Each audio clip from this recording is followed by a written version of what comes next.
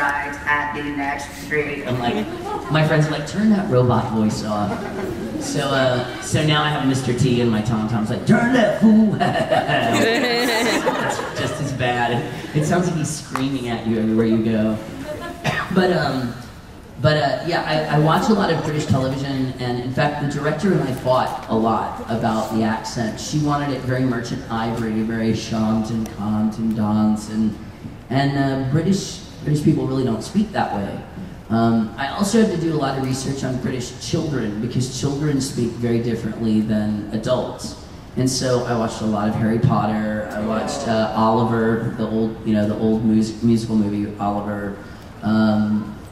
A few other obscure British films, and I listened real carefully to the way children talk, because they have a different cadence to the way they speak too. But it was a lot of work, and I may or may not be working on some new Negima stuff right now, so we'll see. Yeah?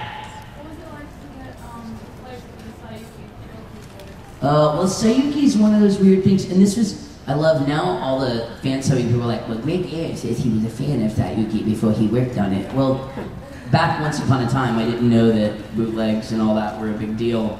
And I was a big fan of that show before I started working on it. It was awesome in a way that, like, if you were a Rolling Stones fan, to get a call from Mick Jagger and like, oh, well, you know, Keith's finally dead. You're not joining the band.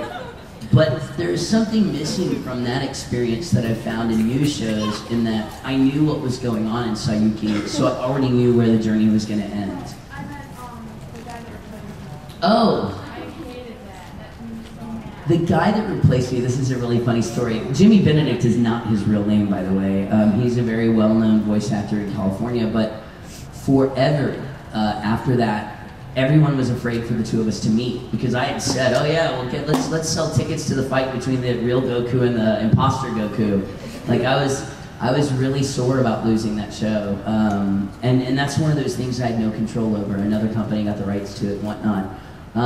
That guy and I are friends, really good friends now, but when I met him, I said, please don't ever mention Sayuki Reload, ever. We'll never talk about that. We're cool as long as you never bring that up. And he goes, well, that's like, oh really, dude, don't. And he was like, well, that's not really. I was like, no, we're not talking about this. So we never have since then. And I think he understands why now. I think he's been to a few cons now, and he understands that the fans hated that version of the show. The only upside, and I don't think there really is an upside to Jenny unfolding. That was a big deal. That was a big blow felt by all of us. But Sayuki Burial is finished. And I don't know, all the actors that did the original Sayuki are still waiting, so I'm hoping that maybe we might get to do Burial at some point. Oh, no, not at all, because like you said, when I lose one character, and usually I lose a character because the story is over, like Chrono Crusade. The thing I loved about Chrono Crusade is that story had a beginning, a middle, and an end. It wasn't milked out for a million episodes. It was a good story. And while I miss Chrono, and I thought that was probably one of the most wonderful characters I ever got to voice, then I get to do Koyuki, or then I get to get Hideki, you know, I get to do, like, there's always a new character to fall in love with. Oh, I was like, that's not me, I don't have Mario on my phone. No, mine plays Beck, so it's good. But, wow, you have a loud phone. That's worse than my Madonna alarm ringer on my phone. Somebody's like, is your phone playing Madonna? I was like, I can't think of anything more horrifying to hear first thing in the morning. Have y'all seen the cover of her new album? She looks like Pink got beat up. She looks so rough. And I mean, I know she's older, but ugh. That's when you take a picture like this. Like, her and Cher are like a living example of plastic surgery, I think. But anyway, what was I saying? So there's always a new like character to fall in love with. There's always something new coming down the pipe. One or two things that I'm working on right now I'm really enjoying that I can't talk about, unfortunately. But there's always something new for us to get into. There's always a new character to fall in love with. So I'm usually pretty okay. Like I said, I got my fingers crossed for a Burial. Hopefully we get to do Burial. My friend Jana, who manages Aaron Dismuke's fan club. Are there any Tin Can Army people in the room? Hell yeah. Is Aaron Dismuke not the coolest kid on the earth? So cool. He and my friend Sam have made real good friends this weekend. And Aaron came up to me and goes, you know what sucks about that? He lives in Chicago. And I go, welcome to my world. Because we make friends all over the place, and then we'll only see them once a year or something. So I have to remind Aaron that there's this thing called a cell phone, and he can call Sam whenever he wants.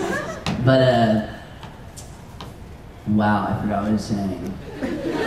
Oh, Jana has actually been buying me the manga, the new Gaiden manga. So Minakura's work just keeps getting better and better. So I hope that people continue to animate her stuff, and I hope that I get to voice her stuff again soon. But yeah, Two quick questions. Yes. Since you're a fan of British television, Yes. who's your favorite doctor, first of all? Oh, this is going to be giving away a little too much. David Tennant, by far. David Tennant for the win. And? Have you done any voice work for video games? Yes, I did. I did a game that gamers love and people that are not casual gamers hate. I did a game called Unlimited Saga for Square Enix. And you have to really get far into that game to meet my little fat dude that I play. I play actually two characters, but the funny one is the little fat guy. And every time he's fighting somebody, he makes remarks about, well, they look kind of tasty and stuff like that. And when he dies, he burps, which is really funny. I think he says, but I haven't had my fill. And like burps as he dies, which is kind of funny.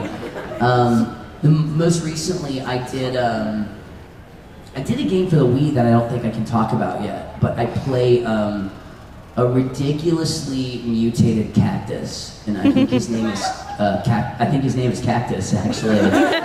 And one of his attacks is Cactus, Cactus. And it was just me making the most vile sounding voice for like an hour. It was really fun work. But I also just recently did some work on the One Piece game that I think is out. Now I play Little Frankie. I play the smaller form of Frankie, which is funny because I thought I was going to be playing Kabaji, and Kabaji's not in the game. But and there's another game that I lost out to Mr. Bosch, but that will be coming out very soon.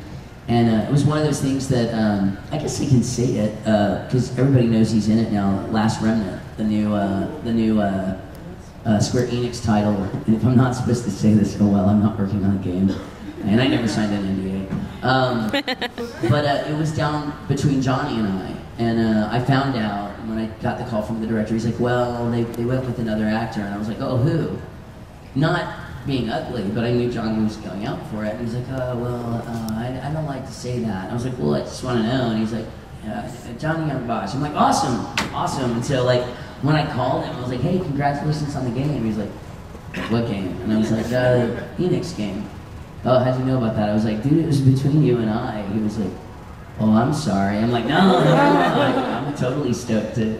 Dude, how can you be bummed out getting beat up by a Power Ranger? Or specifically that Power Ranger. But yeah, I like video game work, but it's very different than anime work. Sometimes it's very frustrating because you don't have anything on screen to go off of, which is very weird. With the Wii game that I just did, it was neat because we had rendered models that we were working with. They weren't finished. We couldn't see the final look of the character, but we at least, when we were making running and jumping sounds, we had models of the character running and jumping. And the funny thing is, because it was in production, all we had was like this loop. And it would do that. And it would just do it like over and over, so you could just keep doing it. And you just like watched it and kept doing it with the loop until they found one they liked. And it's like, okay, now a downstrike. And they're like, oh, that sounded like you threw up. I'm like, okay. You know, it just kept doing it over and over and over again. So that was really different, and that was fun.